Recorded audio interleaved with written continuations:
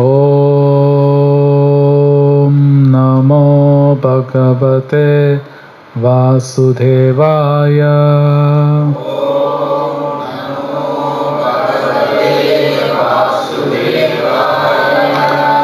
ஓம் நமோ பகவதே வாசுதேவாய.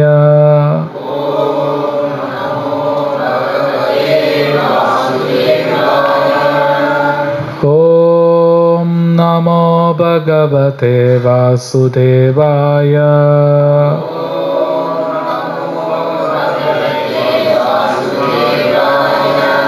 நாராயணம் நமஸ்கிருத்ய நரம் சைவம் நரோத்தமம் தேவீம் சரஸ்வதிம் வியாசம் ததோ ஜயமுதிரயேத். நஷ்டப்ராயேஷு அபத்ரேஷு நித்யம் பாகவத சேவையா பகவதி உத்தம ஸ்லோகே பக்திர் பவதி நைஷ்டிகி.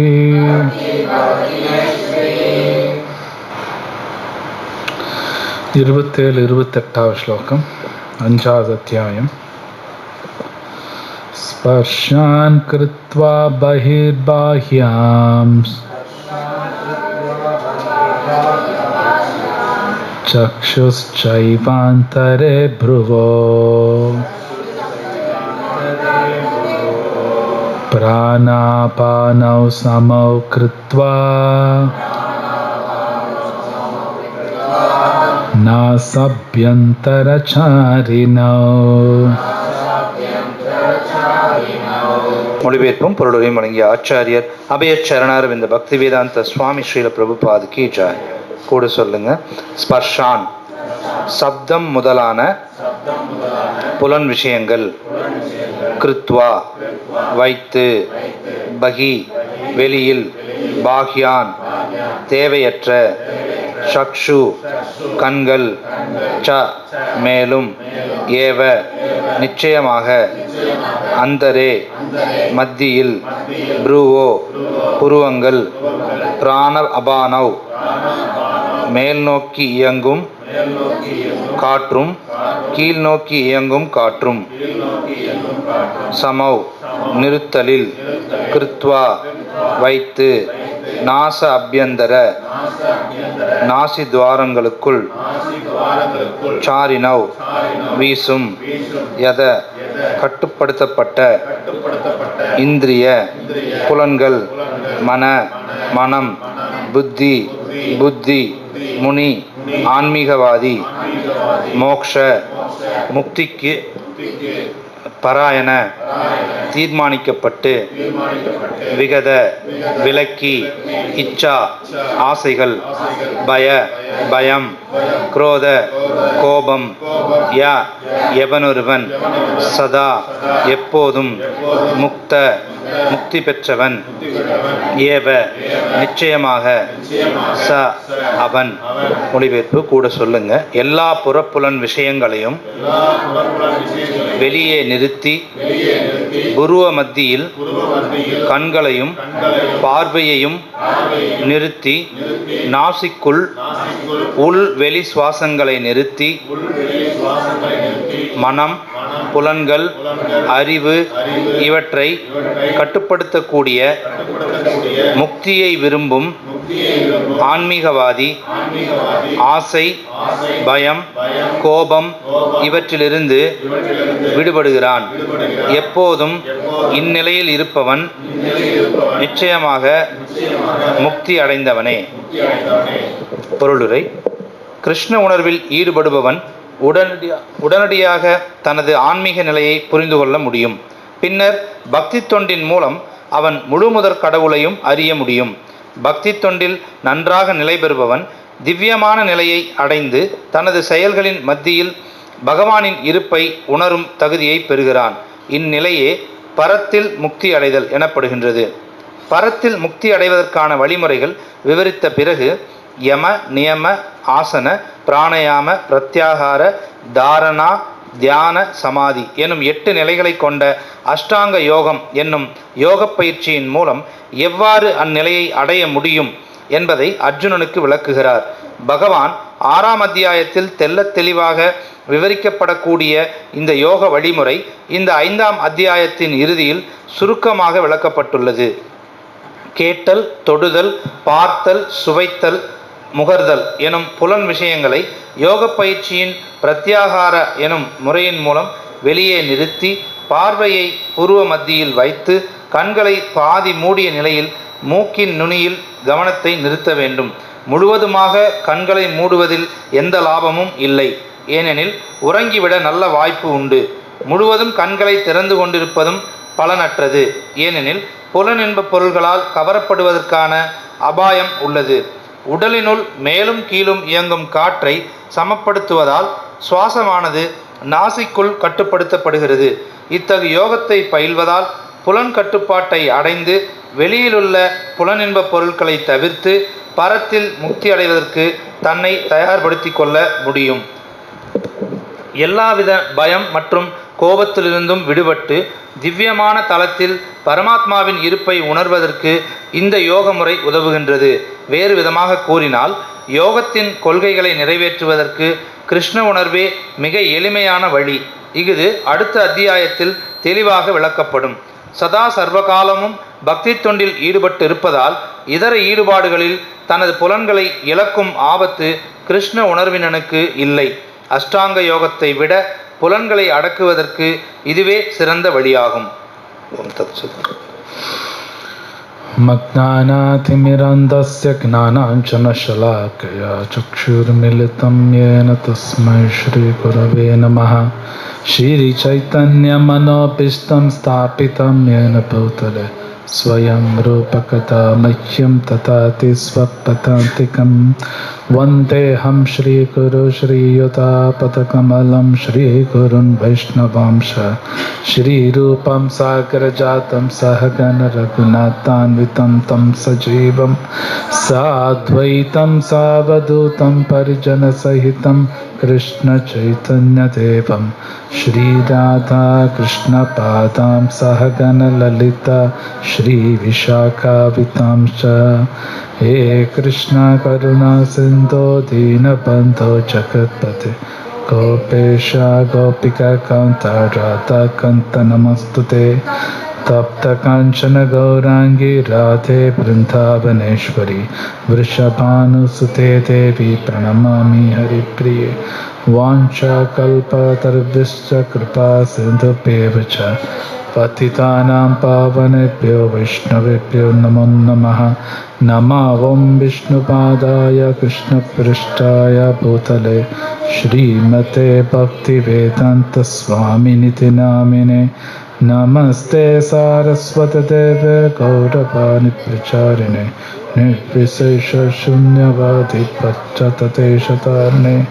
जय श्री कृष्ण चैतन्य प्रभु नित्यानंद श्री अद्वैत गदाधर श्रीवासादि गौर भक्तवृंद. हरे कृष्ण कृष्ण कृष्ण हरे हरे हरे राम राम. ஸோ இந்த அத்தியாயத்தில் கிருஷ்ணா இப்போ இன்றைக்கி நம்ம பார்க்குறது 27, 28. இதுக்கு முன்னாடி ஸ்லோகமெல்லாம் பார்க்கும் பொழுது கிருஷ்ணா கோபத்திலிருந்து விடுபடணுங்கிறார். அப்புறம் பௌதீக மன ஆசைகளிலிருந்து வெளியே வரணுங்கிறாரு.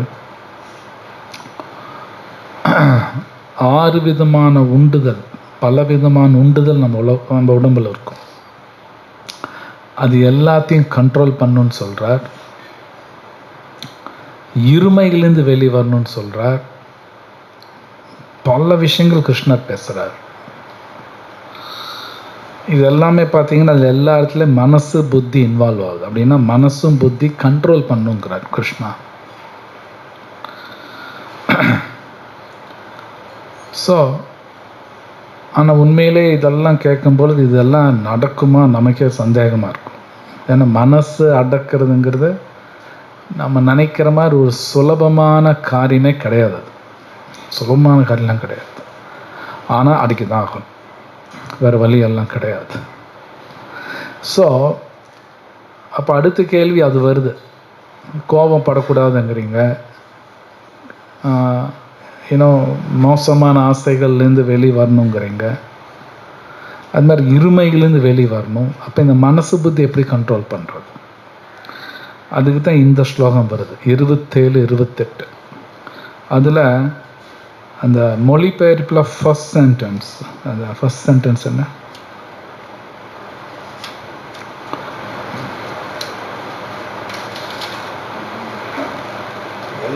எல்லா புறப்புறன் விஷயங்களையும் வெளியே நிறுத்தி புருவ மத்தியில் கண்களையும் பார்வையையும் வெளியே நிறுத்திங்கிறாங்க, ஷட்டிங். அதாவது இப்போ நமக்கு புலன்கள் இருக்கு, கண்ணுக்கு வந்து சென்ஸ் ஆப்ஜெக்ட்னா புலன் பொருட்கள்.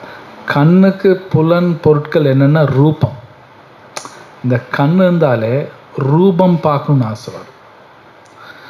மூக்குக்கு வந்து ஸ்மெல் பண்ணணுன்னு ஆசை இருக்கும், காதுக்கு சப்தம் கேட்கணுன்னு ஆசை இருக்கும், அதே மாதிரி நாக்குன்னா ருச்சிக்கணும்னு ஆசை இருக்கும், தோல் வந்து தொடணும்னு ஆசை இருக்கும்.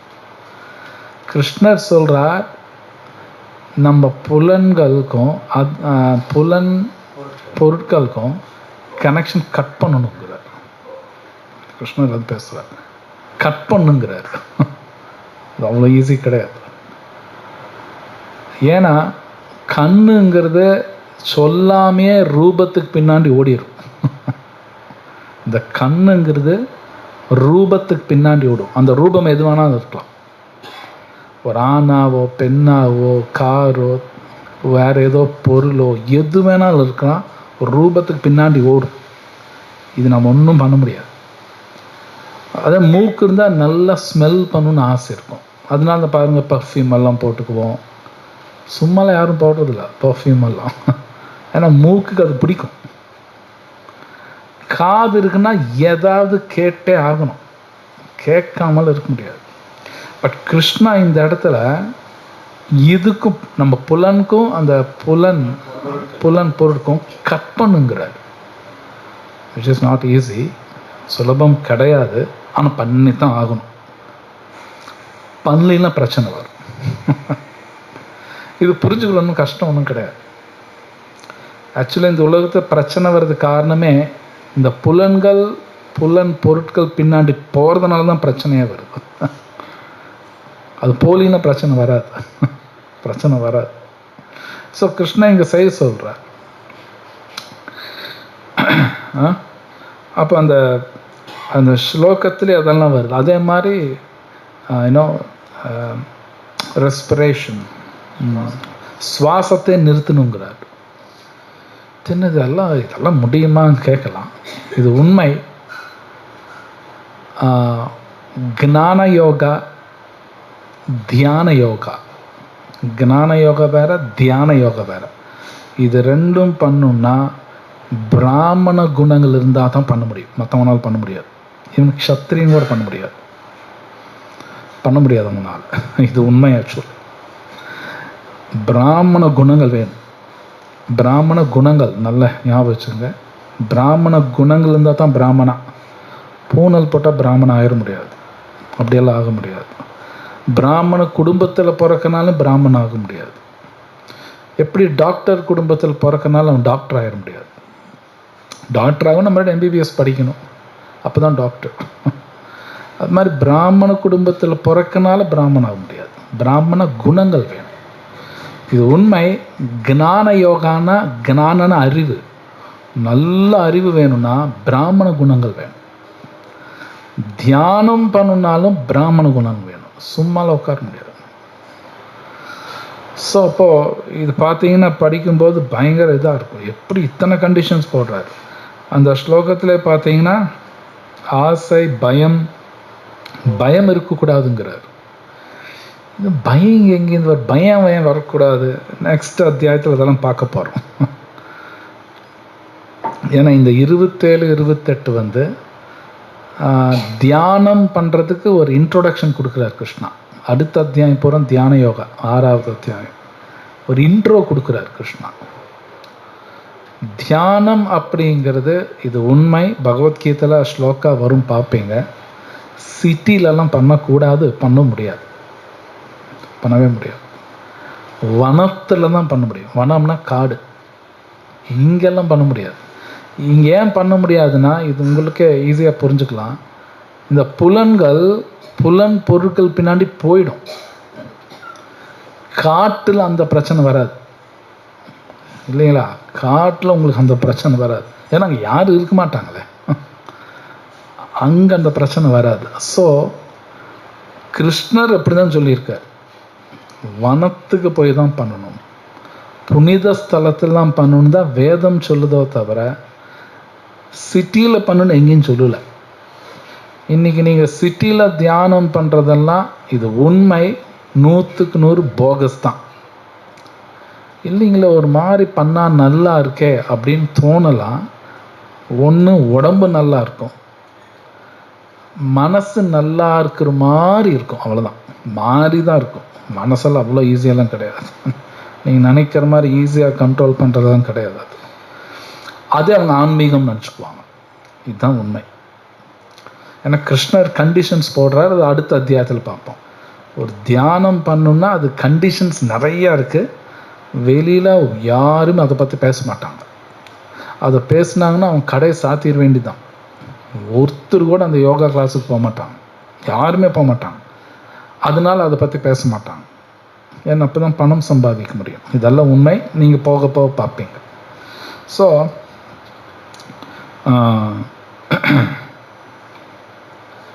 அந்த செகண்ட் பேரால கூட ஒரு இடத்துல வருது, பிரபுஜி, இந்த sentence, one has to drive off the sense objects, sound, touch, form, taste, smell, pratyahara, கேட்டல், தொடுதல், பார்த்தல், சுவைத்தல், முகர்தல் எனும் புலன் விஷயங்களை யோக பயிற்சியின் பிரத்யாகாரா எனும் முறையின் மூலம் வெளியே நிறுத்தி பார்வையை புருவ மத்தியில் வைத்து கண்களை பாதி மூடிய நிலையில். இல்லை நீங்கள் படிக்கிறது பொருளுரையில் கேட்குறேன்.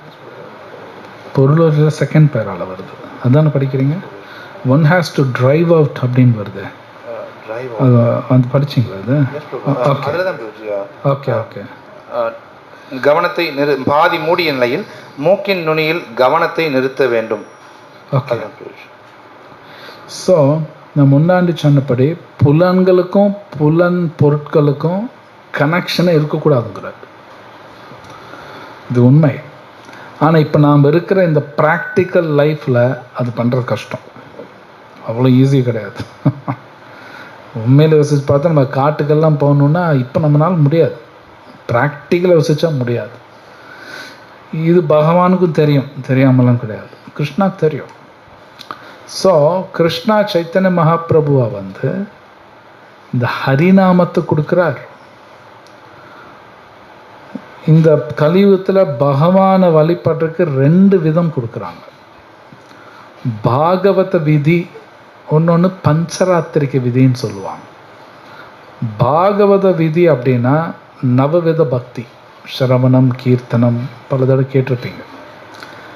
அது பாகவத விதி. இப்போது நீங்கள் பண்ணுறது பாகவத விதியும் வரும், உட்காந்து கேட்குறீங்க. இன்னொன்று பஞ்சராத்திர விதினா விக்கிரக வழிபாடு. 2மே நல்லது. இது 2ம் பண்ணும் பொழுது என்ன நடக்கும்னா, நம்மளோட புலன்கள் கண்டிப்பாக புலனுக்கும் புலன் பொருட்களுக்கும் கனெக்ஷன் இருக்கும். எப்படி இருக்குன்னா, புலன்கள் நல்ல விதமான புலன் பொருட்கள் பின்னாடி மட்டும்தான் போகும். உதாரணத்துக்கு கண்ணு வந்து பகவானை பார்க்குறது தான் யூஸ் பண்ணுவோம், காது பகவானை பற்றி கேட்குறதுக்கு, நாமா கேட்குறதுக்கு, மூக்கு பகவானுக்கு வச்ச பூவெல்லாம் ஸ்மெல் பண்ணுறதுக்கு, நாக்கு கிருஷ்ண நாமா சொல்கிறதுக்கும் கிருஷ்ண பிரசாதம் டேஸ்ட் பண்ணுறதுக்கு, தோல் வந்து பகவானோட பக்தர்கள், ஓகே, அவங்க உடல் சம்டைம்ஸ் படும் எல்லாம் கூட்டமாக இருக்கும்போது அதுக்கு தான் யூஸ் ஆகும், மற்றது யூஸ் பண்ண மாட்டாங்க. அப்போது அது நல்லது, அது நம்மளுக்கு பாதுகாப்பு. அப்படின்னா எல்லா புலன்களுக்கும் கிருஷ்ணா கனெக்ட் ஆகுது. அது வந்து பஞ்சராத்திரிக்க விதி. அப்போ அதனால்தான் கோவிலுக்கு போகிறது ரொம்ப முக்கியம். ஏன் கோவிலுக்கு போகணுன்னு சொல்கிறாங்கன்னா, கோவிலுக்கு போனால் தான் புலன்கள் ஒழுங்காக வேலை பண்ணும். போலினா வேலை பண்ணாது. அது யாரை வேணாலும் இருக்கலாம். அது நீங்களாக இருக்கலாம், நானாகவும் இருக்கலாம். டெய்லி பகவானை பார்த்து தான் ஆகணும். நீங்கள் மங்களாரத்தியில் கடைசி ஸ்லோகா ஞாபகம் இருக்கலாம், என்னது? சிக்ஷா ஸ்டோரி, குரு அஷ்டகத்தில் 8வது ஸ்லோகம் என்ன? அதில் தியாயம் ஸ்ருவம் தஸ்ய யசஸ்திரி சந்தியம் வந்தே குரு ஸ்ரீ சரணாரவிந்தம். 3 சந்தியாவில் ஜென்ரலாக எப்பயுமே கோயிலுக்கு ஒரு நாளைக்கு 3 தடவை போவாங்க. எனக்கு தெரியும், நான் பார்த்துருக்கேன். அந்த நபர் டெய்லி 3 தடவை போவாங்க ஒரே கோயிலுக்கு. 3 சந்தியாலையும் போவாங்க. காலையிலையும் போவாங்க, மத்தியானம் 12 மணிக்கு ஒரு பூஜை பண்ணுவாங்க, சாயங்காலம் 6 மணிக்கு ஒரு பூஜை, 3 பூஜையும் பார்ப்பாங்க. அந்த மாதிரி இருக்காங்க, நான் பார்த்துருக்கேன். கண்டிப்பாக போவாங்க, போய் பகவானை பார்ப்பாங்க, அந்த பூஜையை பார்ப்பாங்க. நம்ம நினைக்கிறோம் உண்மையிலே புலன்கள் அடங்கும், சும்மாலாம் கிடையாது. அது பெரிய சயின்ஸ், நமக்கே தெரியாது. இந்த கண்ணு காது மூக்கெல்லாம் ஒழுங்காக செட் ஆகும். கண்டதெல்லாம் இனி அது பின்னாடி போகாது. அவங்கனால தான் மனசை அடக்க முடியும், மற்றவங்களால முடியாது. இம்பாசிபிள். சும்மா பேசுவாங்க, ப்ராக்டிக்கலாக பண்ண முடியாது. ஸோ அப்போ இதுதான் பஞ்சராத்திரிக்கு விதி, இந்த பூஜைகள் பண்ணுறது. ஸோ நாம்ளும் வீட்டில் மேபி என்னால் கோயிலுக்கு போக முடியலன்னா வீட்டிலே அந்த வீட்டில் டெய்லி ஆரத்தி காட்டணும். சில பேர் சொல்லுவோம் அதெல்லாம் தேவையில்லை, நான் பகவானே நினச்சிட்ருக்கேன். சில பேர் இப்படியும் பேசுவாங்க, அது கதை. 100க்கு 100 போகஸ் கதைகள். நீங்கள் நினைக்கிற மாதிரி இது. ஏன்னா சாஸ்திரமே அப்படி செய்யணும்னாங்கிற, இப்போ லிட்ரலாக போய் செய்யணும். பெரிய பெரிய பாபாஜிகள் சன்னியாசிகள் அவங்கனால பண்ண முடியும். மேபி அந்த ஸ்டேட்டுக்கு போனால் பண்ணலாம். நாம் ஆரம்ப நிலையில் நாம் அது செய்கிறோன்னு நினச்சக்கூடாது, ஏமாந்துடுவோம். ஸோ சில பிரபுபா அந்த கடைசியில் கொடுத்துருக்கார், அஷ்டாங்க யோகத்தை காட்டிலும் கிருஷ்ண உணர்வு பெட்டர். அதாவது ஹரே கிருஷ்ணா மகாமந்திரா சொல்லிக்கிட்டு சிம்பிளாக இந்த மாதிரி பண்ணுறது பெட்டர். அஷ்டாங்க யோகம்னு அவர் படித்தார், 8 ஸ்டெப் படித்தார். அடுத்த அத்தியாயத்தில் அது வரும். அந்த 8 ஸ்டெப்பில் மொதல் 2 ஸ்டெப்லேயே ஃபெயில் ஆயிடுவாங்க. நிறைய பேர் யமா நியமா அப்படின்னு என்னென்னு தெரியாது, நிறைய பேர் தெரியாது. யமா நியமாலே ஃபெயில் ஆயிடுவாங்க. அது சரியாக படிச்சிங்க. அந்த 2 ஸ்டெப்லேயே இந்த உலகத்தில் 99.99999% அதிலே ஃபெயில் ஆயிடுவாங்க. 3வது ஸ்டெப்புக்கே போக முடியாது. ஆனால் இது உண்மை சொல்கிறேன், நீங்கள் எந்த யோகா கிளாஸுக்கு போங்க, யமா நியமாக பேச மாட்டாங்க. அதை பற்றியே வாயை திறக்க மாட்டாங்க. ஒன்று தெரியாதா இருக்கணும், இல்லை மறைக்கிறாங்கன்னு இருக்கும். ஏன்னா யமா நியமால் அத்தனை கண்டிஷன்ஸ் இருக்குது. ஒன்லி 5 சப்டிவிஷன்ஸ் இருக்கும். சப்டிவிஷன்னா யமாக்குள்ளே 5 இருக்குது, நியமாக்குள்ளே 5 இருக்குது. அந்த 5ம் படிச்சேன்னா தலை சுத்தும். இதெல்லாம் வெளியே யாரும் பேசவே மாட்டாங்க. நேராக எதுக்கு போயிடுவாங்கன்னா, இன்னும் ஆசனாக்கு போயிடுவாங்க, பிராணாயாமம் போயிடுவாங்க. ஆனால் இது உண்மை, யமா நியமா ஒழுங்காக பண்ணாமல் பிராணாயாமம் ஒழுங்காக பண்ண முடியாது. ஆசனா ஒழுங்காக பண்ண முடியாது. ஆசனான்னு தயவு செய்து எது இன்றைக்கி பண்ணுறாங்க இல்லையா, ஆசனத்தில் 1 நிமிஷம் 2 நிமிஷம் உட்காந்துருப்பாங்க இல்லையா, அப்படியே ஒரு 1000 வருஷம் உட்காந்துருக்கும். ஆசனானா ஒரு ஆசனத்தில் ஒரு 1000 வருஷம் உட்காந்துருக்கும். 1 நிமிஷம் 2 நிமிஷம்லாம் ஒன்றும் ஆகாது.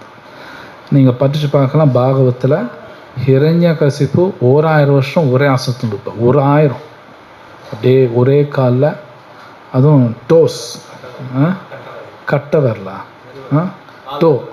கால் கட்டை வரல 1000 வருஷம் நிற்பார் ஹிரண்யகசிப்பு. அது ஆசனா. இப்போ இவங்க பண்ணுறதுல ஆசனாலாம் கிடையாது. அது சும்மா ஜிம்னாஸ்டிக்ஸ் மாதிரி, ஏதோ கொஞ்சம் உடம்பு நல்லா இருக்கும், அவ்வளோதான். மற்றபடி மைண்டெல்லாம் ஒன்றும் அடங்காது. இது நீங்கள் பார்ப்பீங்க, இது என்னோடய வார்த்தை இல்லை, ஸ்லோகமெல்லாம் நீங்கள் பார்ப்பீங்க. பகவத்கீதை கிருஷ்ணர் தெளிவாக பேசுகிறார். ஸோ யமா நியமா, அதுக்கப்புறம் தான் பிரத்யாகாரா. அதெல்லாம் ரொம்ப கஷ்டம். ஏன்னா யமா நியமாலே ஃபெயில் ஆயிடுறான், நீங்கள் அடுத்தது எங்கே போகிறது. ஆனால் இது வெளியில் யாரும் பேசுறதில்லை அப்படின்னா ஏமாத்துறாங்கன்னு அர்த்தம். அதனால தான் கிருஷ்ணரே என்ன சொல்கிறார் பகவத்கீதாவில், இந்த சாஸ்திரத்தை விடக்கூடாது, படி அப்படிம்பார். கிருஷ்ணர் மட்டுமா சொல்கிறாருன்னா எல்லாரும் சொல்கிறாங்க. பிரம்மா, சிவபெருமான், ஈவன் முருகன் எல்லாருமே சொல்கிறாங்க. இந்த பகவத்கீதா வெரி இம்பார்ட்டண்ட். கிருஷ்ணர் என்ன சொல்கிறாரோ கேட்கணும்னு எல்லாரும் சொல்கிறாங்க. எல்லாரும் அதுதான் சொல்கிறாங்க. அப்போ அது செய்யணும்.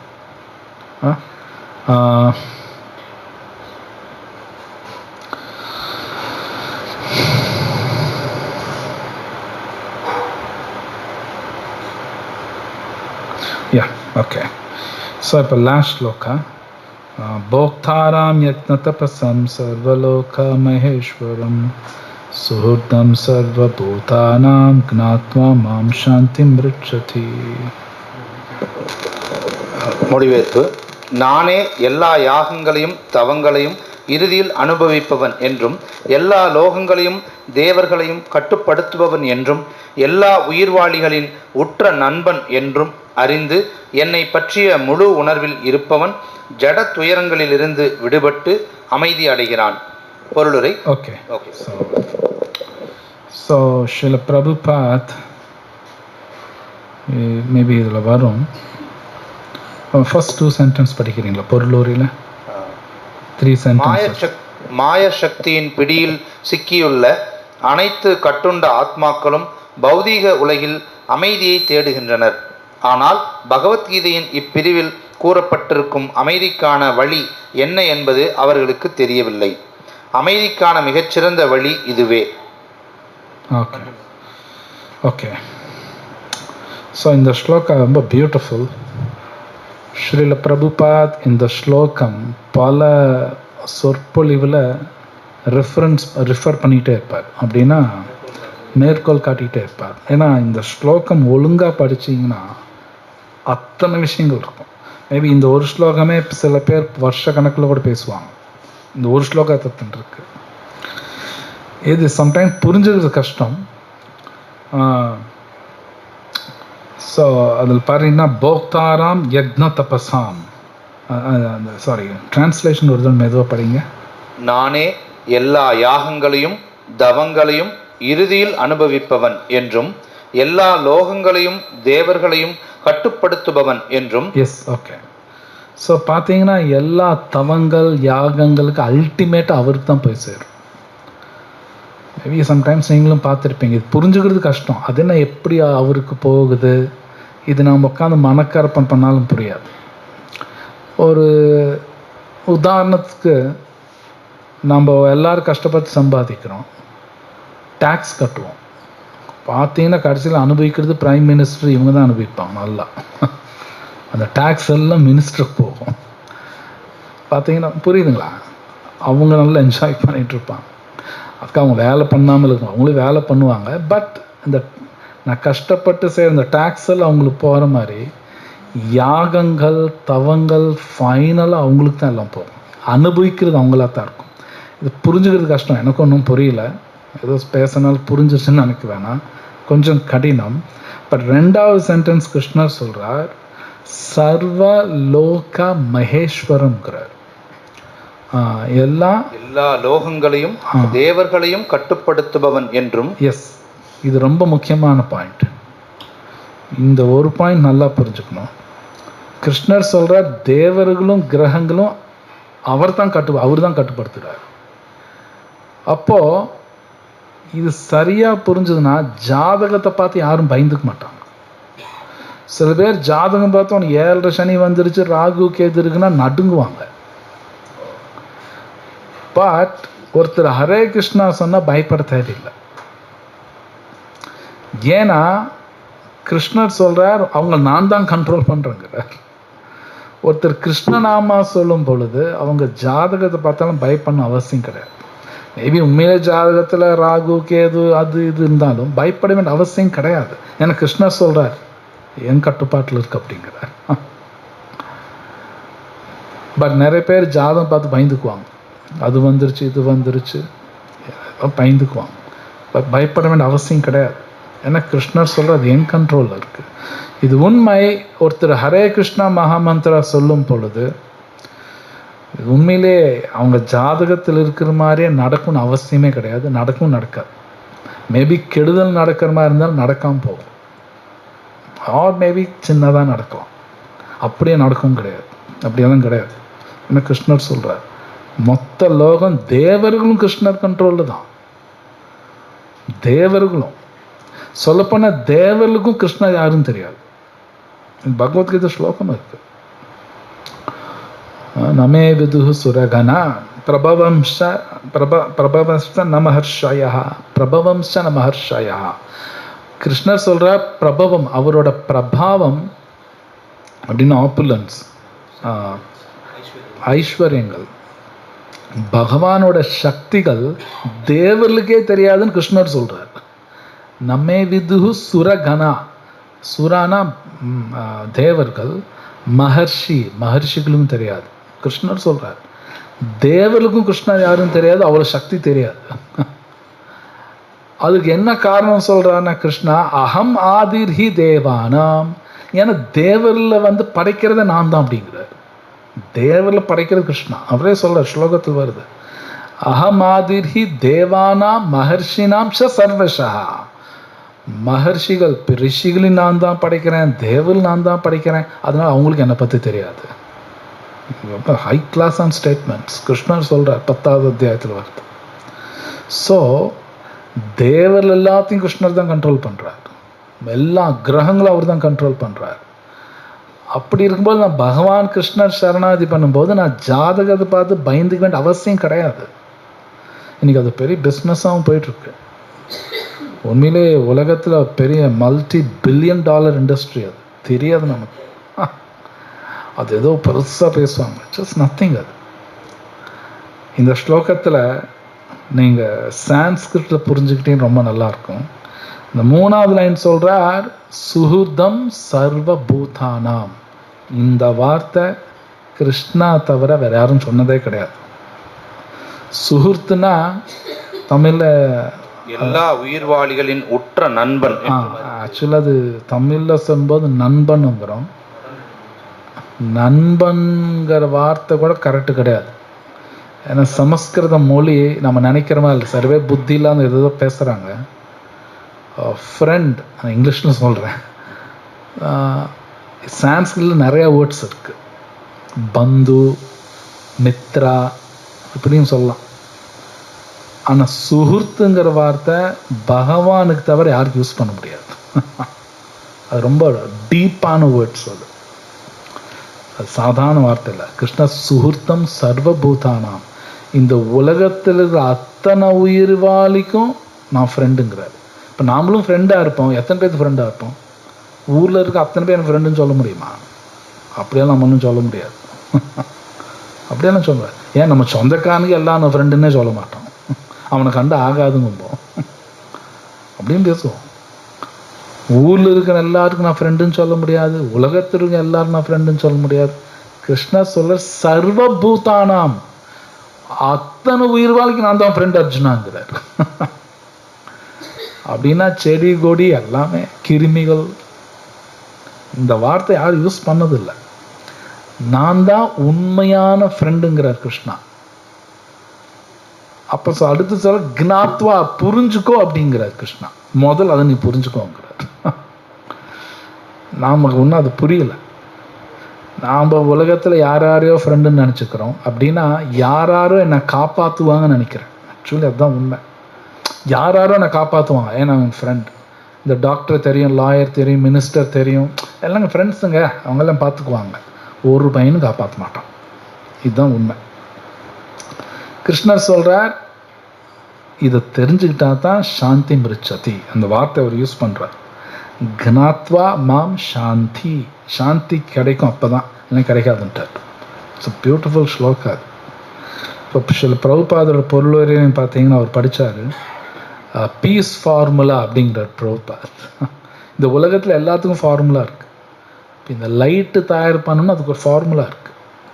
ஃபேன் செய்யணும்னா அதுக்கு ஒரு ஃபார்முலா இருக்குது.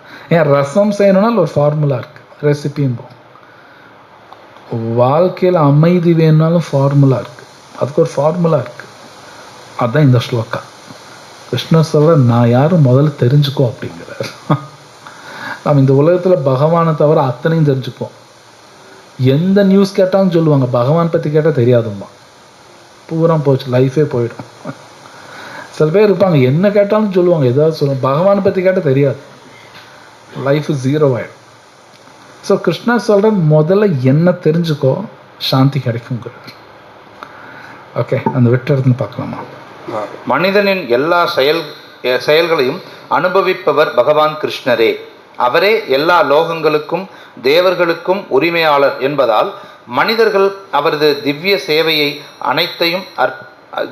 சேவைகளாக அனைத்தையும் அர்ப்பணிக்க வேண்டும். அவரை விட உயர்ந்தவர் எவரும் இல்லை. தேவர்களில் தலை சிறந்தவர்களான சிவபெருமானையும் பிரம்மதேவரையும் விட அவரே சிறந்தவர். வேதங்களில் ஸ்வேதாஸ்வதர உபனிஷத் 6.7 முழுமுதற் கடவுள்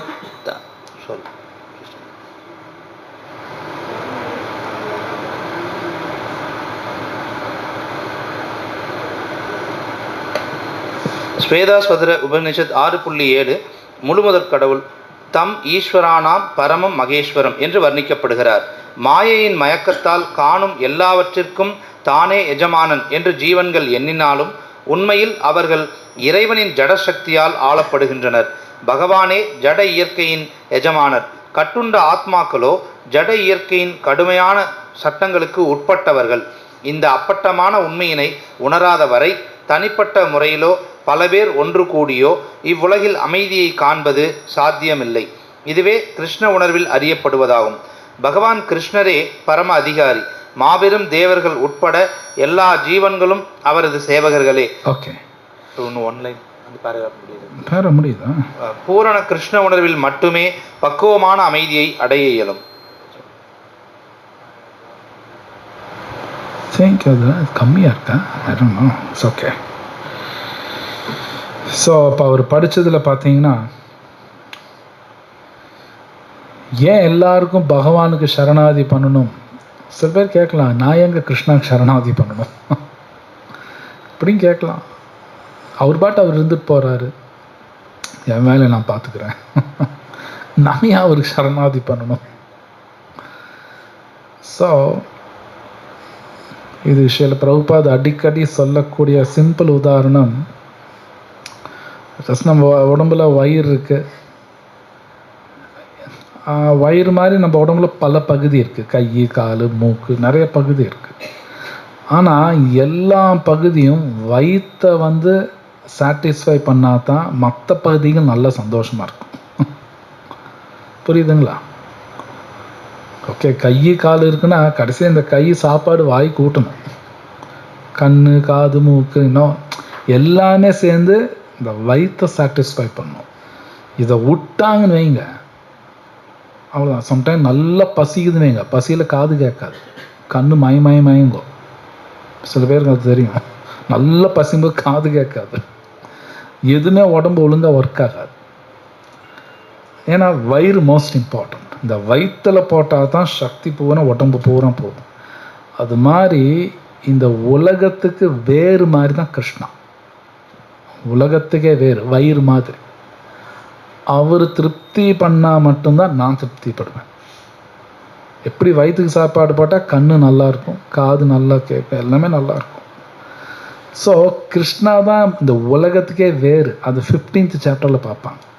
அஸ்வத்தம் பிராகுரவ்யம் ஊர்துவமூலம் மதா சாக்கம் ஸ்லோகம் வரும். அஸ்வத்தம் பிராகுரவ்யம்.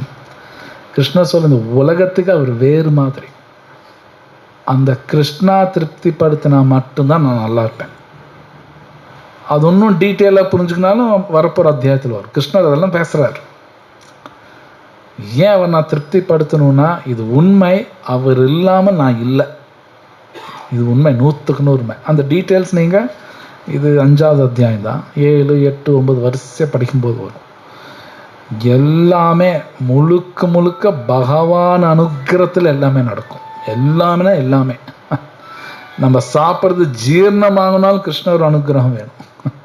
ஜீரணமாகணும் எதுனாலும் சரி. இப்போ நம்ம எல்லாரும் நம்ம வீட்டிலேருந்து இங்கே கிளம்பி வந்திருக்கோம். இங்கே வர்றதுக்கும் பகவான் அனுக்கிரகம் வேணும். சும்மாலாம் வர முடியாது. ஒரு செயலுக்கும், ஈவன் இந்த கண்ணு மூடி திறக்கணும்னா கூட பகவான் அனுக்கிரகம் வேணும்.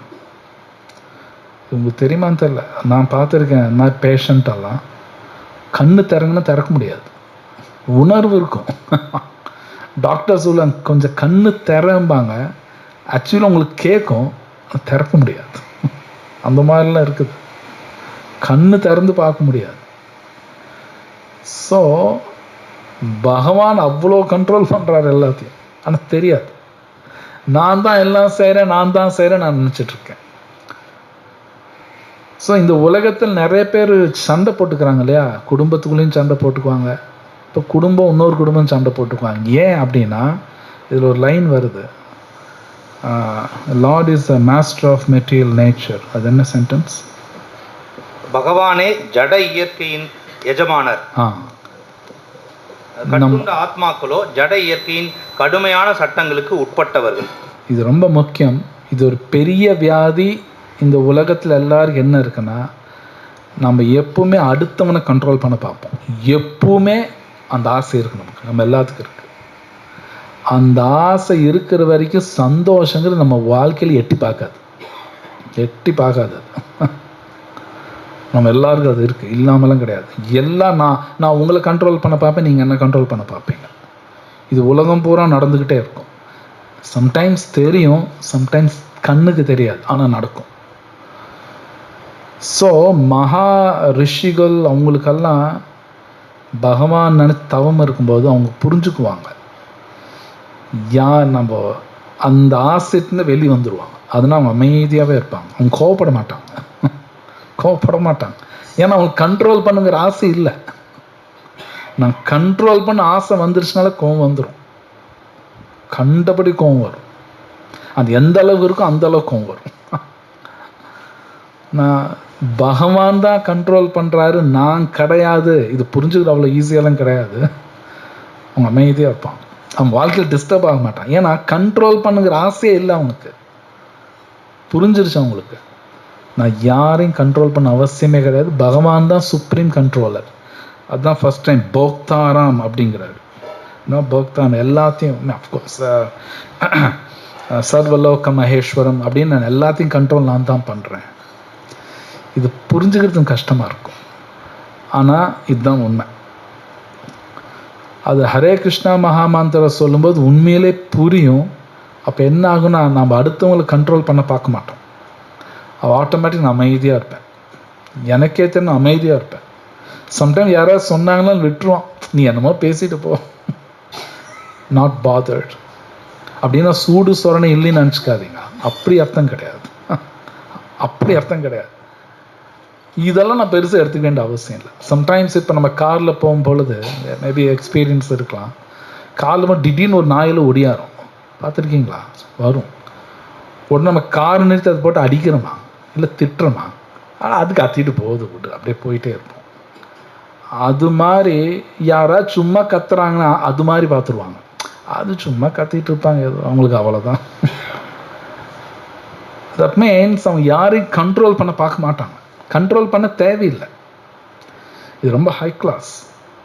நீங்கள் பாகவதம் படிச்சீங்கன்னா இந்த மாதிரி ஆட்கள் இருக்காங்க. ஜட பரத், துருவ மகாராஜ், பிரஹலாத் மகாராஜ், நிறைய பேர் இருக்காங்க. அவங்களாம் அப்படி இருந்திருக்காங்க. விதுரா, அவங்கெல்லாம் பார்த்தீங்கன்னா அவங்க வாழ்க்கையில் அவ்வளோ பெரிய இது நடக்கும், அமைதியாக இருப்பாங்க. கண்ட்ரோல் பண்ண நினைக்க மாட்டாங்க. துரியோதனை பார்த்தீங்கன்னா கண்ட்ரோல் பண்ண பார்ப்பான். எல்லோரும் நான் சொன்னபடி தான் கேட்கணும். கடைசியில் என்னாச்சுன்னு உங்களுக்கு தெரியும். ஸோ கிருஷ்ணா பகவத்கீதையில் ஒரு இடத்துல சொல்கிற, மயத்தியக்ஷேன பிரகிருதி, நான் தான் கண்ட்ரோல் பண்ணுறேன். என்னோட கட்டுப்பாடு, என்னோட கீழே தான் எல்லாமே நடக்குதுங்கிறார் கிருஷ்ணர் சொல்கிறார். இது உண்மை. ஆக்சுவலு பகவான் அந்த வார்த்தை அவரே யூஸ் பண்ண, மயத்தியக்ஷேன பிரகிருதிங்கிறார்.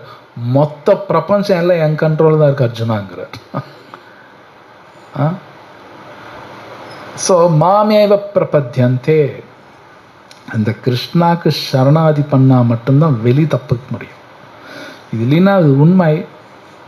இந்த கண்ட்ரோல் பண்ணணும் அப்படிங்கிற ஆசை நமக்கு மட்டும் இல்லை, மிருகத்துக்கும் இருக்கும். மிருகத்துக்கும் இந்த வீதியில் திருநாயெல்லாம் பேர் அடிச்சுக்குது பார்த்தீங்களா? ஏன்னா ஒன்று கண்ட்ரோல் பண்ண பார்க்கும், அதனால அது அடிச்சுக்கும். நீயா நானா பார்த்துடலாம், அடிச்சுக்கும் எல்லாமே. இது எல்லா ஜீவராசியிலும் இது இருக்குது. ஈவன் கிருமியில் கூட இருக்குது. என்னோடய ஃபீல்டு அதுதான். கிருமியில் கூட ஒரு கிருமி இன்னொரு கிருமி அட்டாக் பண்ணும், கண்ட்ரோல் பண்ண பார்க்கும். இப்போ நல்லா பார்த்தோம்னா மனுஷனுக்கும் மிருகத்துக்கும் ஒரு டிஃப்ரென்ஸும் கிடையாது. இவன் ஹைஃபையாக அடிச்சுக்கிறான், அது லோ லெவல் அடிச்சுக்குது, அவ்வளோதான். அதனால உபனிஷத்தில் சொல்கிறது தர்மே நஹி பசுபிஹி சமானா. இந்த பகவத்கீதை கடைபிடிக்கலைன்னா மனுஷனும் மிருகம் ஒன்று தான், டிஃப்ரென்ஸ் ஒன்று. என்னன்னா 2 கால சண்டை போட்டால் அது 4 கால சண்டை போடும், மற்றபடி ஒரு டிஃப்ரென்ஸ் கிடையாது. ஸோ இந்த கண்ட்ரோலிங் மெட்டீரியல் நேச்சர், தமிழ் என்ன, இந்த ஜட இயற்கை கட்டுப்படுத்தணுங்கிற எண்ணம் நமக்கு உள்ளே ஊறி போயிருக்கோம். நான் இங்கே உட்காந்து பேசுகிறேன் எனக்கு இல்லைன்னு நினைக்காதீங்க, எனக்கும் அந்த பிரச்சனை இருக்குது, எல்லாருக்கும் அந்த பிரச்சனை இருக்கும். பகவான் கிருஷ்ணர்கிட்ட பக்தி பண்ண அந்த நாமா சொல்ல விடுபடுவாங்க. இது உண்மை. அது விடுபடும்போது சந்தோஷமாக இருப்பாங்க. நான் யாரையும் கண்ட்ரோல் பண்ண தேவையில்லைன்னு நல்லா புரியும் பொழுது ஃப்ரீயாக இருப்பாங்க. நான் யாருக்கும் இந்த உலகத்தில் ப்ரூவ் பண்ணணும்னு அவசியம் இல்லை. அப்படின்னா இந்த உலகத்தில் நமக்கு ஒரு வியாதி என்னென்னா, நான் பெரிய ஆளுன்னு அடுத்தவனு ப்ரூவ் பண்ண பார்ப்பேன். அது ஒரு வியாதி. ஓகே, ப்ரூவ் பண்ண பார்ப்பேன். இந்த சொல்கிறாங்க இல்லையா, அது என்ன, நரி சூடு போட்ட கதை மாதிரி. அந்த கதை எல்லோரும் தெரிஞ்சிருக்கும். புலியை பார்த்து நரி சூடு போட்ட கதை. நம்ம எல்லோரும் அதான் பண்ணுறோம். ஆக்சுவலி அந்த கதை தெரியணும். நரி நினச்சிக்கிச்சான் புலி பார்த்து எல்லாம் பயந்துக்கும். நரி பார்க்குது, ஏன் எல்லாம் பயந்துக்குது, அந்த வரி வரியாக இருக்கனால பயந்துக்குதான்னு சொல்லி சூடு போட்டுக்கிச்சான். அந்த வரி வரியாக வருங்க. அது போட்டாலும் நரி தான். அது மாதிரி நம்ம நினச்சிக்கிறோம், காசு இருந்தால் எல்லோரும் என்ன மதிப்பாங்க, இல்லை புகழ் இருந்தால் எல்லோரும் மதிப்பாங்க, ஒரு பொசிஷன் போனால் எல்லாம் மதிப்பாங்க, அழகு இருந்தால் மதிப்பாங்க. ஸ்ரீ ராதா ஷாம் சுந்தர் கி ஜாய், பிரபாத் கி ஜாய். நானாக நினச்சி சூடு போட்டுக்கிற மாதிரி, அந்த நரி சூடு போட்டுக்கிற மாதிரி நானாக நினச்சிக்கிறேன், இது இருந்தால் என்ன மதிப்பாங்க, நான் கண்ட்ரோல் பண்ணிடலான்னு. கடைசி வரைக்கும் கண்ட்ரோலே பண்ண முடியாது. யாரும் கண்ட்ரோல், கிருஷ்ணா கண்ட்ரோல் எல்லாம் இருக்கும். ஸோ இதை நான் கண்ட்ரோல் பண்ண தேவையில்லைன்னு ஒழுங்காக புரிஞ்சுக்கிட்டாங்கன்னா ஃப்ரீ ஆயிடுவாங்க. அது பெரிய ஃப்ரீடம், சுதந்திரம். அது ரொம்ப நல்லா இருக்கும். கிருஷ்ணா அது கொடுக்குறார். ஏன் இப்படி இருக்கேங்கிறாரு. நெக்ஸ்ட் பேரா முடிக்கலாமா? கர்மயோகம் என்ற பெயரால் பொதுவாக அறியப்படும் இந்த 5ஆம் அத்தியாயம் கிருஷ்ண உணர்வின் பயிற்சி விவரமாகும். கர்மயோகம் எவ்வாறு முக்தி அளிக்க முடியும் என்ற கற்பனை கேள்விக்கு இங்கு பதில் கூறப்பட்டுள்ளது. கிருஷ்ண உணர்வில் செயலாற்றுவது என்றால் பகவான் கிருஷ்ணரே உயர்ந்த ஆளுநர் என்ற முழு ஞானத்துடன் செயலாற்றுவதாகும். இத்தகைய செயல் திவ்ய ஞானத்திலிருந்து வேறுபட்டதல்ல. நேரடியான கிருஷ்ண உணர்வு பக்தி யோகம் எனப்படும். ஞான யோகம் என்பது பக்தி யோகத்திற்கு இட்டுச் செல்லும் பாதையாகும். பரம உண்மையுடனான ஒருவனது உறவை பற்றிய முழு ஞானத்துடன் செயல்படுவதே கிருஷ்ண உணர்வாகும். மேலும் புருஷோத்தமரான முழுமுதற் கடவுள் கிருஷ்ணரை பற்றிய முழு ஞானமே அந்த உணர்வின் பக்குவ நிலையாகும். கடவுளின் மிகச்சிறிய அம்சமான ஆத்மா அவரது நித்திய தொண்டனாவான். ஆத்மா மாயையை ஆட்சி செய்ய விரும்பும் போது அதனுடன் அவன் தொடர்பு கொள்கிறான். இதுவே அவனது பல்வேறு துயரங்களுக்கு காரணம். அவன் ஜடத்துடன் தொடர்பு கொண்டுள்ள வரை அதன் தேவைகளுக்காக செயலாற்றுதல் அவசியம். இருப்பினும் ஜடத்தின் எல்லைக்குள் இருக்கும் போதிலும் கிருஷ்ண உணர்வானது ஒருவனை ஆன்மீக வாழ்விற்கு கொண்டு வருகிறது. ஏனெனில் ஜட உலகில் பயிற்சி செய்யப்படும் போதிலும் ஆன்மீக வாழ்வினை இது எழுச்சி பெறச் செய்கின்றது. ஒருவன் எந்த அளவிற்கு இதில் முன்னேறியுள்ளானோ அந்த அளவிற்கு அவன் ஜடத்தின் பிணைப்பிலிருந்து விடுபட்டுள்ளான். கடவுள் யாரிடமும் பாரபட்சம் பார்ப்பதில்லை. கிருஷ்ண உணர்வில் அவன் செய்யும் கடமைகளை பொறுத்ததே அவனது பலன்கள். அக்கடமைகள் புலன்களை அடக்குவதற்கும் கோபம், ஆசை ஆகியவற்றின் தாக்குதலை வெல்வதற்கும் உதவியாக அமைகின்றன. மேற்கூறிய எழுச்சிகளை அடக்கி கிருஷ்ண உணர்வில் நிலையாக நிற்பவன் உண்மையில் பிரம்ம நிர்வாண எனும் திவ்யமான நிலையில் உள்ளான். கிருஷ்ண உணர்வை பயிற்சி செய்யும் போது தானாகவே அஷ்டாங்க யோக முறையின் இறுதி நோக்கம் பக்தியினால் எளிமையாக அடையப்படுகின்றது. அஷ்டாங்க யோக முறையில் யம, நியம, ஆசன, பிராணயாம, பிரத்யாகார, தாரணா, தியான, சமாதி என்னும் படிப்படியான வழியில் முன்னேற்றம் அடையப்படுகிறது.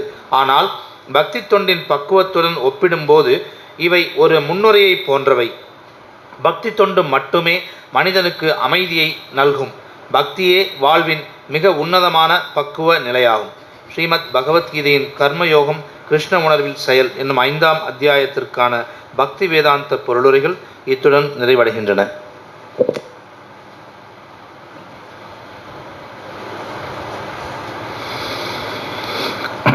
அதில் ஒரு சென்டென்ஸ், அதில் freed from clutches of matter அப்படின்னு ஒரு சென்டென்ஸ் இருக்கு.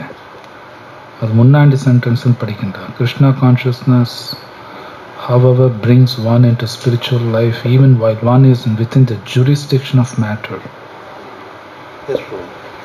அவன் ஜடத்துடன் தொடர்பு கொண்டுள்ள வரை அதன் தேவைகளுக்காக செயலாற்றுதல் அவசியம். இருப்பினும் ஜடத்தின் எல்லைக்குள் இருக்கும் போதிலும் கிருஷ்ண உணர்வானது ஒருவனை ஆன்மீக வாழ்விற்கு கொண்டு வருகிறது. ஸோ இது ஒரு பெரிய ரிசர்ச் எல்லாம் பண்ணுறாங்க. இப்போ மேபி இந்தியாவில் பெருசாக இருக்காது. மேட்டருக்கு என்ன ஜடம். ஆக்சுவலி இந்த உடல் வந்து ஒரு ஜடப்பொருள் தான், பஞ்சபூத்தால் செய்யப்பட்டது. இந்த ஜடப்பொருளுக்குள்ளே தான் நாம் இருக்கோம். நாம் இது கிடையாது, நாம் உள்ளே தான் இருக்கோம். ஸோ ஆனால் நாம் வந்து ஜடம் கிடையாது. நாம் வந்து ஸ்பிரிட், என்ன உணர்வா? ஸ்பிரிட்னு உணர்வு. நாம் வந்து உணர்வு இருக்கக்கூடிய நபர் நம்ம எல்லாரும்.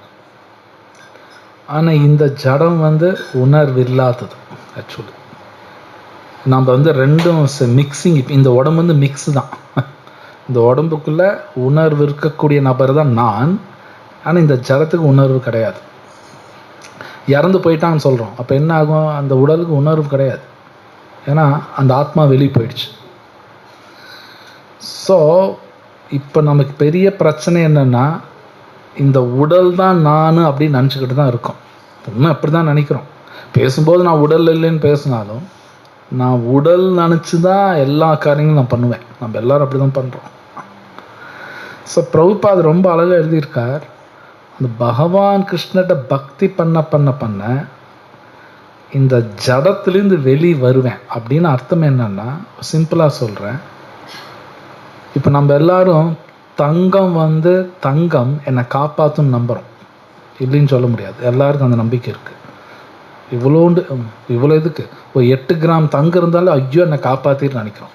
8 கிராம்னா 1 பவுன். ஓகே, தங்கங்கிறது ஜடப்பொருள் தான். அது உயிர் கிடையாது. அது உயிரே கிடையாது. ஆனால் அது என்னை காப்பாற்றும் நம்ம எல்லாரும் நம்புகிறோம். ஒருத்தர் பக்தி பண்ணும்போது தான் புரியும் இந்த உலகத்தில் எதுவும் காப்பாற்றுன்னு அவனுக்கு தெரியும். ஃப்ரீ ஆயிடுவாங்க, ஜடத்துலேருந்து ஃப்ரீ ஆவாங்க. அதுதான் பிரபுபாத் கிளியராக எழுதியிருக்கார். அவன் ஜடத்துலேருந்து ஃப்ரீ ஆவான். ஜடம்னா வெறும் தங்கம் மட்டும் கிடையாது, ஈவன் புகழ் கூட மேட்டர் தான்.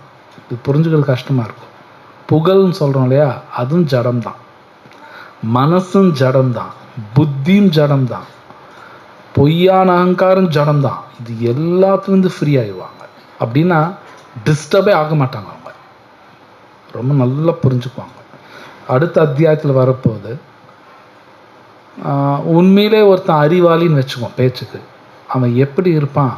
உண்மையிலே யோகா பண்ணுறான்னு வைங்க. யோகா அவனுக்கு ஒரு குணம் இருக்கணுமாமா. கிருஷ்ணர் சொல்கிறார், சமலோஷ்ட்ராஷ்ம காஞ்சனஹா. காஞ்சனானா தங்கம், லோஷ்ட்ராஷ்மான மண்ணும் தங்கம் ஒரே மாதிரி தெரியுதான்னு நீங்கள் பார்க்க சொல்லுங்க. ஒரே மாதிரி தெரியுதுன்னா அவன் உண்மையில யோகா பண்ணுறான். இல்லைங்க அப்படின்னா அவன் பண்ணலின்னு அர்த்தம். புரியுதா நான் சொல்கிறது? உண்மையில ஹை கிளாஸ் அப்படின்னா ரெண்டும் ஒரே மாதிரி தெரியும். கிருஷ்ணர் சொல்கிறார் சமமாக தெரியும் அர்ஜுனாங்கிறார். அந்த மாதிரி யாருக்காவது தெரியுதுன்னு அவங்களே செக் பண்ணிக்கிட்டோம். ஒரு 500 ரூபா கட்டு, ஆஹா இது என்னை காப்பாற்றிடும் நினச்சேன்னா எனக்கு இன்னும் புத்தி கம்மியாக தான் இருக்குன்னு அர்த்தம். ஓகே, அஃப்கோர்ஸ் அன்னாடு வாழ்க்கை நம்ம யூஸ் பண்ணுறோம். ஆனால் அது என்ன ஆத்மாவை காப்பாற்றினா காப்பாற்றாது. அது காப்பாற்றாது. பட் உடலை மெயின்டைன் பண்ணுறதுக்கு அந்த காசு தேவை. பட் ஆத்மாவை காப்பாற்றுனா காப்பாற்றாது. ஸோ பிரபுபாத் ரொம்ப அழகாக எழுதுகிறார். இந்த ஜடத்துலேருந்து நம்ம விடுபடுறதுங்கிறது அவ்வளோ சுலபமெல்லாம் கிடையாது. நம்ம நினைக்கிற மாதிரி சுலபம் கிடையாது. பெரிய பெரிய யோகிகளே அதை ட்ரை பண்ணி ஃபெயில் ஆயிட்டாங்க. ஒருத்தர் 2 பேர் இல்லை, பல பேர் ஃபெயில் ஆயிருக்காங்க. ஆனால் இந்த கலியுகத்தில் நம்ம ரொம்ப லக்கி. கிருஷ்ணா சைத்தன்ய மகாபிரபு வந்து இந்த நாமத்தை கொடுத்து இதை சொன்னால், இது உண்மை சொன்னால் வெளி வருவாங்க, ஜடத்திலிருந்து வெளி வருவாங்க. இது வந்து சைத்தன்ய மகாபிரபு கிருஷ்ணா அவரோட கருணை. சில பிரபுபாத் ஆச்சாரியஸ் எல்லாம் கொடுக்குறாங்க. ஈவன் சிவபெருமானே விஷ்ணு சஹஸ்ரநாமத்தில் ஸ்ரீராம ராம ராமேத்தின்னு சொல்லுவார், ராமான்னு சொல்லும்பார். சும்மா சொல்லல, அவர் காரணம் இருக்கு. ஏன்னா அது சொன்னால் ஜடத்துலேருந்து வெளியே வருவாங்க, இல்லைன்னா வர முடியாது. வர முடியாது. இன்னும் நான் நினைப்பேன், ஒரு 2 ஏக்கரா இடம் வாங்கி போட்டால் குழந்தைங்களுக்காகவும் பேரனுக்காகவும் எல்லாம் சால்வ் ஆகிடும், பிரச்சனை சால்வ் ஆகிடும். ஒன்றும் ஆகாது. இவங்களாம் நினச்சிக்க வேண்டிதான். இதெல்லாம் மனக்கற்பனை.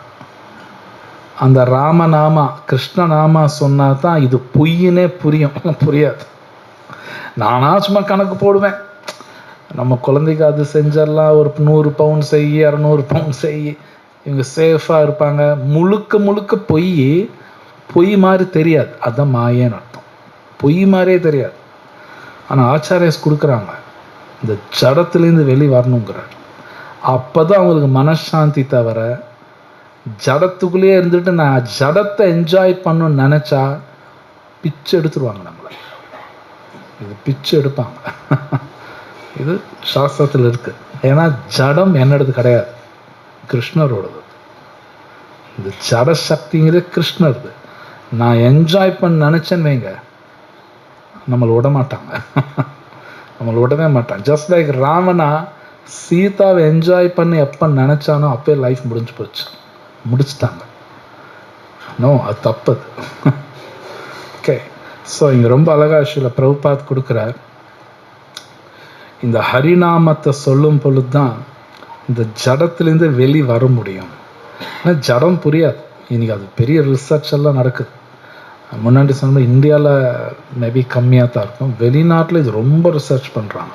இன்னைக்கு குவாண்டம் ஃபிசிக்ஸ் அப்படிலாம் சொல்லுவாங்க, அது ரொம்ப பண்ணுறாங்க. இந்த ஜடத்தை புரிஞ்சுக்க பார்க்குறாங்க. ஆனால் என்ன பிரச்சனைனா, பகவான் நாமா சொல்லாமல் ஜடத்தை புரிஞ்சுக்க முடியாது. அங்கே தான் பிரச்சனை.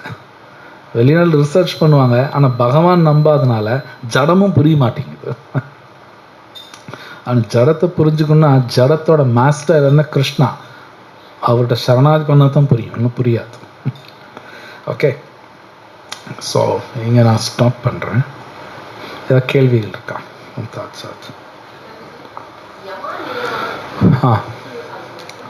யமா அப்படின்னா செய்யக்கூடாதது அப்படின்னு சொல்லி இருக்கு, நியமானா செய்ய வேண்டியது இருக்கு. அதில் நிறைய கண்டிஷன்ஸ் இருக்குது. உதாரணத்துக்கு சாஸ்திரம் கண்டிப்பாக படிக்கணும். அப்போ கிருஷ்ணர் பேச போகிறாரா?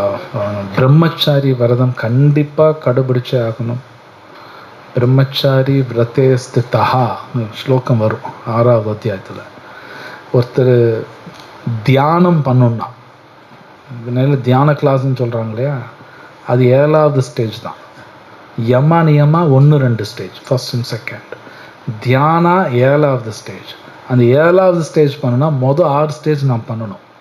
அந்த மொதல் 6ல் யமா நியமால் இதெல்லாம் வருது. திருடக்கூடாதுன்னு வருது. தியானம் பண்ணணும், திருடக்கூடாது. நிறைய பேர் நினைப்பாங்க நம்மளாம் திருடுறது இல்லையான்னு. இந்த உலகத்தில் எல்லாரும் திருடுறாங்க.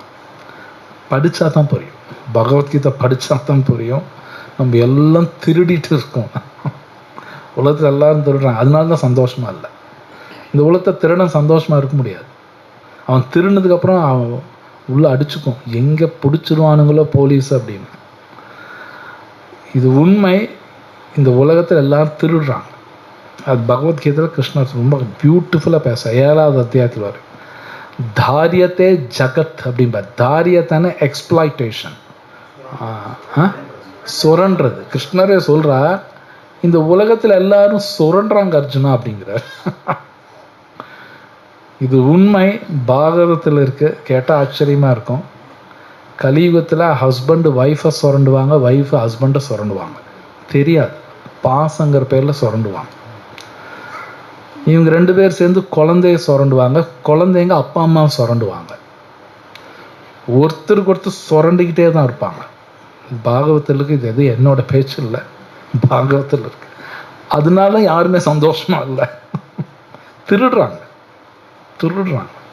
ஸோ யமா நியமால திருடக்கூடாதுன்னு ஒரு கண்டிஷன் இருக்கு. இது வெளியே யாரும் பேச மாட்டாங்க, இதெல்லாம் சாஸ்திரத்தில் இருக்கு. கிருஷ்ணர் பேசுறார், இதெல்லாம் இருக்கு. ஸோ நாம் இந்த உலகத்தை நாம் சுரண்டுறோம், இந்த உடலை நான் சுரண்டுறேன். இந்த உடல் என்னது கிடையாது, நான் தப்பா யூஸ் பண்றேன்னா சுரண்டுறேன். கிருஷ்ணர் சொல்றார். அப்போ சுரண்டுறவன் சந்தோஷமா இருக்க முடியாது, திருடுறாங்க. ஸோ யமா நியமால் அதெல்லாம் வருது. நிறைய கண்டிஷன்ஸ் எல்லாம் இருக்கு. அதெல்லாம் 10 கண்டிஷன் இருக்கு. ஸோ அதான். அதே மாதிரி சாப்பிட்றதுல ரொம்ப கண்ட்ரோலாக இருக்கணும். கண்டபடியெல்லாம் சாப்பிடக்கூடாது. அவங்க கண்டிப்பாக மாமிசமெல்லாம் எடுக்கக்கூடாது. வெங்காயம் பூண்டே சாப்பிடக்கூடாது. சத்வகுண ஆகாரம் மட்டும்தான் எடுக்கணும். சும்மா இஷ்டத்துக்கெல்லாம் சாப்பிட்டு நான் யோகா பண்ணுவேன் அப்படின்னா சும்மா கதை. நான் உண்மையில் அந்த மாதிரி பார்த்துருக்கேன். நான் ஒரு செயின் ஸ்மோக்கர், நான் உண்மையில் பார்த்துருக்கேன். அவர் சொன்னால் நான் டெய்லி 2 மணி நேரம் மெடிடேஷன் பண்ணுவாரான். செயின் ஸ்மோக்கரு இவன் எங்கே மெடிடேஷன் பண்ணுவாரான், அவனா நினச்சிக்கிறான். ஸோ இதுதான் மாயங்க. நம்ம நினைக்கிற மாதிரி கிடையாது. நம்ம நினைக்கிற மாதிரி ஈஸியெல்லாம் கிடையாது. பகவான் பேசுகிற அவரோட நாமத்தை சொல்லத்தான் நமக்கு ரிவீல் ஆகும். ரிவீல் ஆகும்னா வெளிப்படும், புரியும். கிருஷ்ணநாமா சொல்லாமல ஒன்றும் புரியாது, புரிஞ்ச மாதிரி நாமளே நினச்சிக்குவோம்.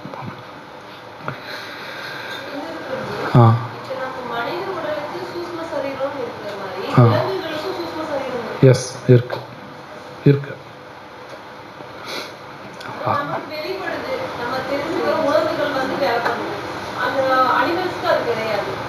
நோ, அது அதோட ரேஞ்சில் அது ஃபீல் பண்ணும், அவ்வளோதான். நம்ம அளவுக்கு இருக்காது. ஏன்னா மனுஷனுக்கு புத்திங்கிறது கொஞ்சம் ஜாஸ்தி ஒர்க் ஆகும் கம்பேர்ட் டு அனிமல்ஸ். விலங்குகளுக்கு மனசு இருக்கு, மனசு யூஸ் பண்ணும், நம்ம அளவுக்கு யூஸ் பண்ண முடியாது. அது விலங்கு மனசு ஒர்க் ஆகும், அதுக்கு மனசெல்லாம் இருக்கு. நம்ம அளவுக்கு ஒர்க் பண்ண முடியாது. குச்சி எடுத்துன்னு ஓடுது இல்லை, அப்போ யோசிக்குன்னு அர்த்தம். தான் நம்ம அளவுக்கு மனசு புத்தி விலங்கு யூஸ் பண்ண முடியாது. அது மனுஷனுக்கு மட்டும்தான் அந்த ஸ்பெஷல். விலங்குகளுக்கு எல்லாமே இருக்கும், அதுக்கு சூக்ஷ்ம சரீரமெல்லாம் இருக்கு. ஆமாம் பிரபுஜி, இப்போ ஒட்டுமொத்த கிரகத்துக்கே மூலக்கூறு கிருஷ்ணர் பகவான் சொல்றீங்க இல்லைங்களா? கிருஷ்ணர் சொல்றேன், நான் சொல்றேன். கிருஷ்ணர் சொல்றீங்க.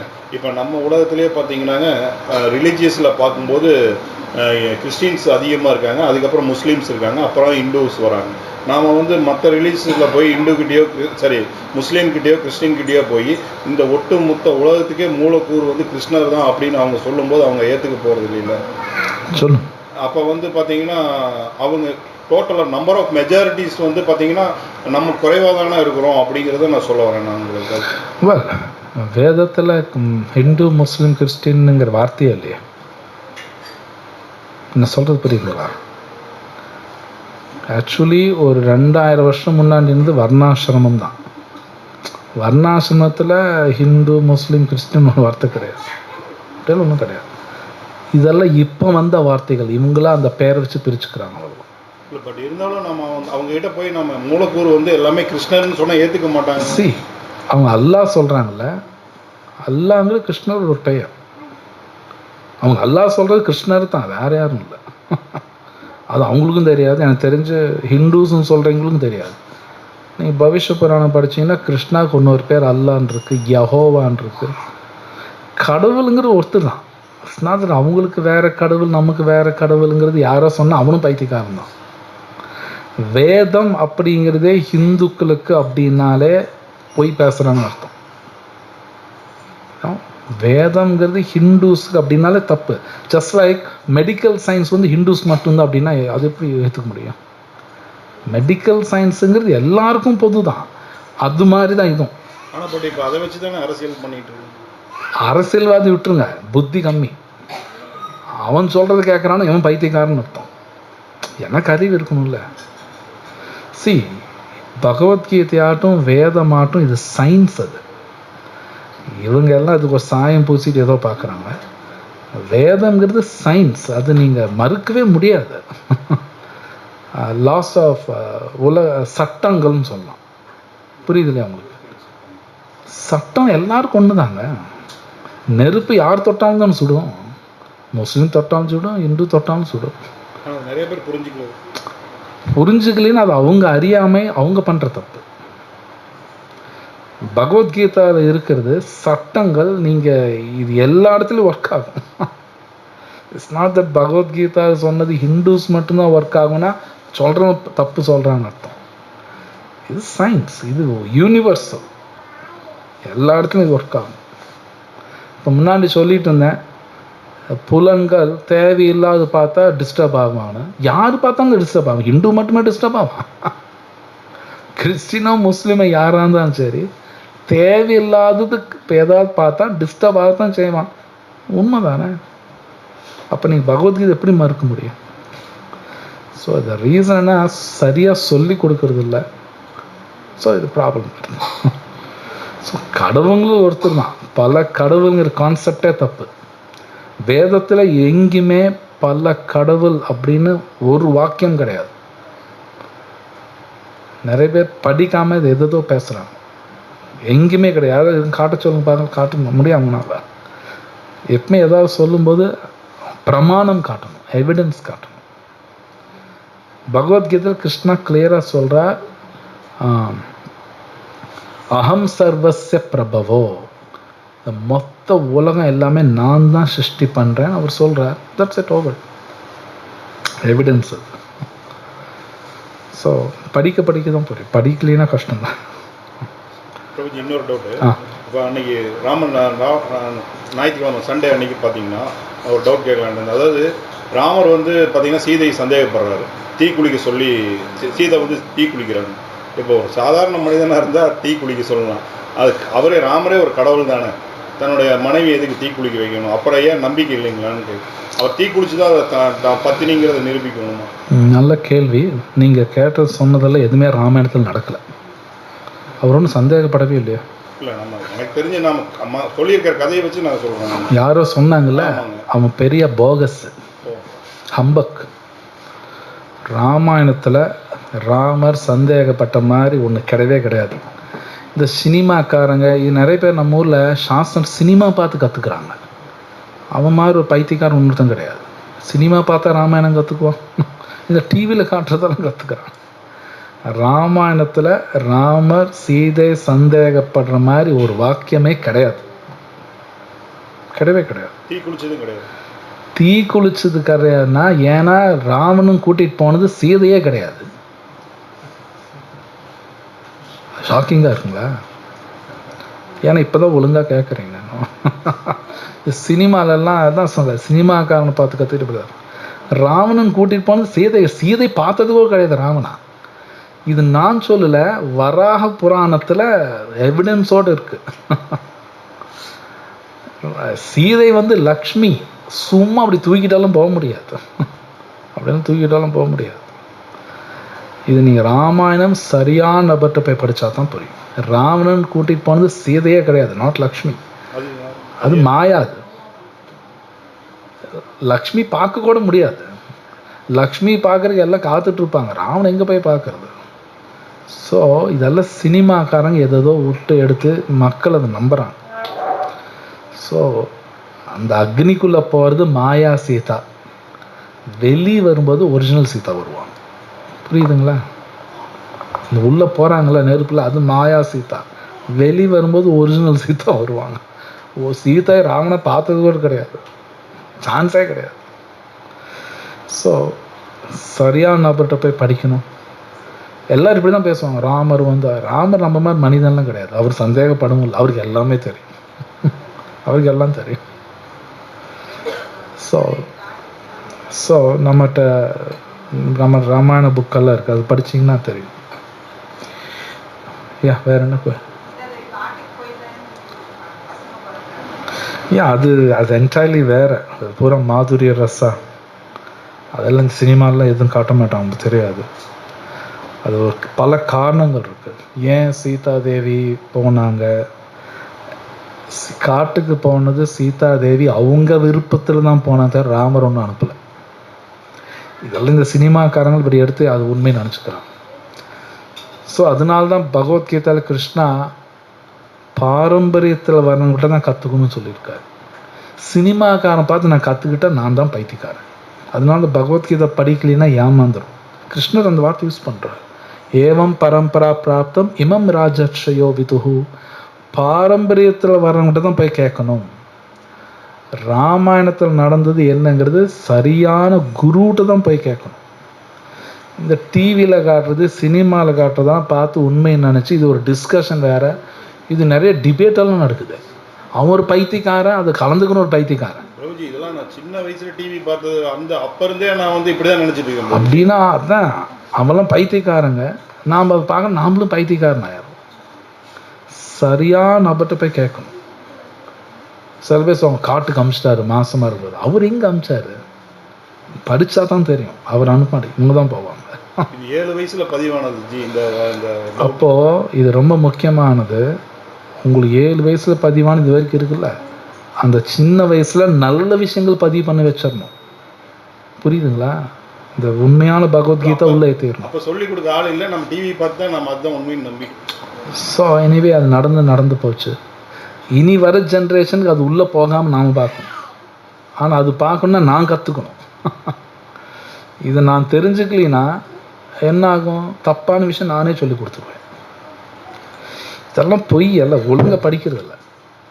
இந்த மாதிரி நிறையா இருக்குது. மேபி இப்போ நான் சொன்னதே சில பேர் ஷாக்கிங்காக இருக்குது. என்னங்க இப்படி சொல்கிறீங்கன்னா அப்படி தான் ராமாயணத்தில் இருக்கு. இவங்க இஷ்டத்துக்கு எடுத்துக்கிட்டாங்க பணம் சம்பாதிக்கிறதுக்காக. ஆ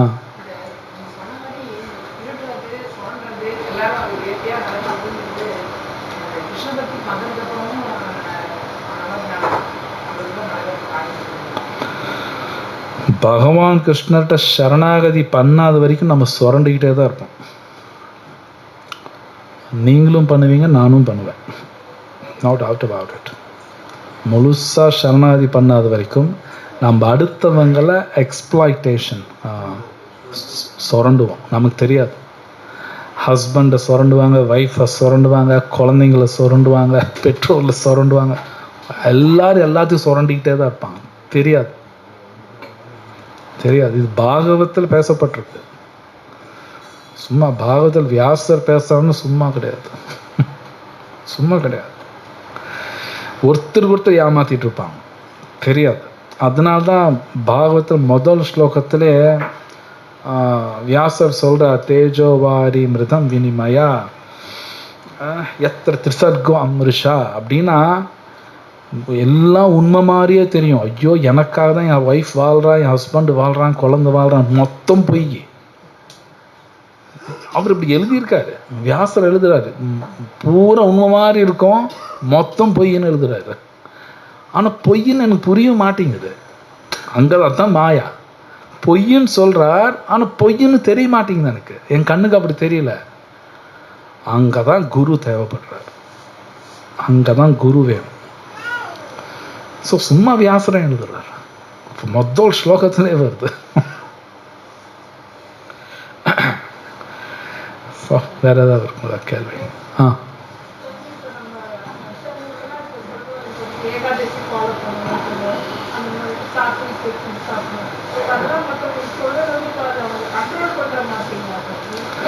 அது கண்ட்ரோல் வராது. அது அவங்க நல்லதுக்கு சொல்கிறோம்.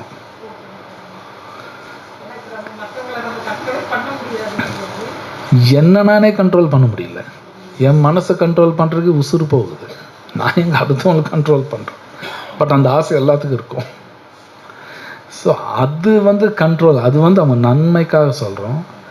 நான் அடுத்தவன் கண்ட்ரோல் பண்ணுறதுனா சென்ஸ் கிராட்டிஃபிகேஷனுக்காக கண்ட்ரோல் பண்ணுவேன். புரியுது இல்லையா? நமக்கே தெரியாது. நான் ஏன் அடுத்தவன் கண்ட்ரோல் பண்ணி என்னோடய புலனின்பம் எனக்கு வேணும், அவங்கள கண்ட்ரோல் பண்ணி நான் அனுபவிக்கணும்னு நினைப்பேன்.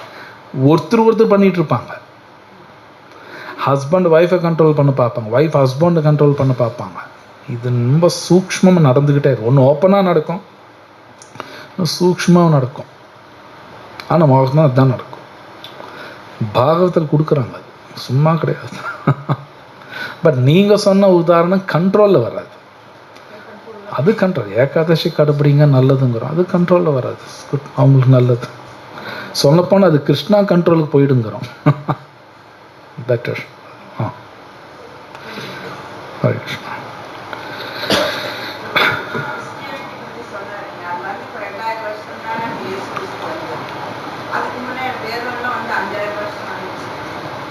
வேதங்கள் 5000 பல கோடி வருஷமா இருக்கு.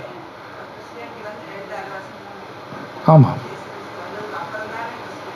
ஆமாம், எஸ். உங்கள் கேள்வி அவங்க மட்டும் எல்லாரும், ஈவன் ஹிந்துஸ் அப்படின்னு சொல்கிறவங்க கூட பகவத்கீதையில் ஒன்றும் புரியலையே. இதுவும் நம்ம புரிஞ்சுக்கணும். ஹிந்துஸ் அப்படின்னு சொல்கிறவங்களுக்கு வேதமெல்லாம் ஒன்றும் தெரியாது. அஃப்கோர்ஸ் எனக்கும் தெரியாது, உண்மையை சொல்கிறேன். பகவத்கீதையோ வேதமோலாம் நமக்கு ஒன்றும் தெரியாது. தெரிஞ்சு தான் நாமளாம் நினச்சிக்கிறோம் அது ஒரு மாயா. நம்ம நினச்சி நமக்கு எல்லாம் தெரியும். நமக்கும் ஒன்றும் தெரியாது. ஸோ ஹரே கிருஷ்ணா மகாமந்திரா சொல்லிக்கிட்டே இருந்தால் மட்டும்தான் பகவான் அனுகிரகத்தில் இது புரியும். ஒன்றும் புரியாது. நாம் இல்லைன்னா இவங்க அவங்கள குறை சொல்லுவாங்க, இவங்களை குறை சொல்லுவாங்க. ரெண்டுமே மோசமாக தான் இருக்குது. யாருமே பகவான் சொல்லிட்டு யாரும் கேட்கறதில்ல, கிருஷ்ணாசனோடு யாரும் கேட்கறது இல்லையா? அப்போ எல்லாமே மோசம்தான்.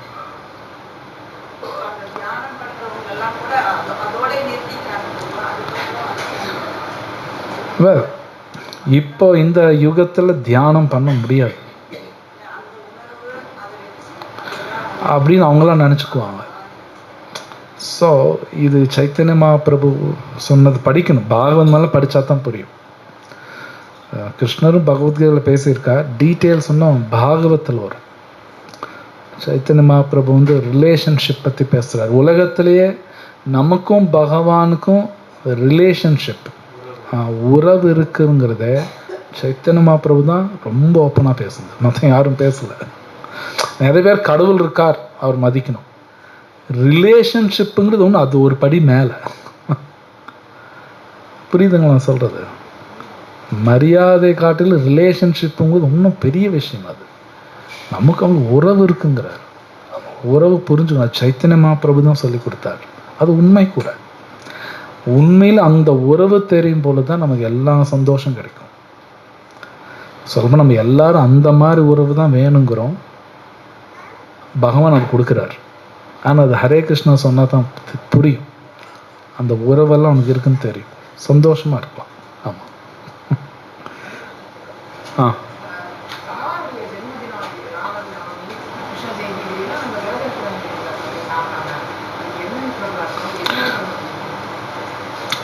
ஜஸ்ட் ஒரு எனக்கு முழுசாக எனக்கு ஆன்சர் தெரியாது.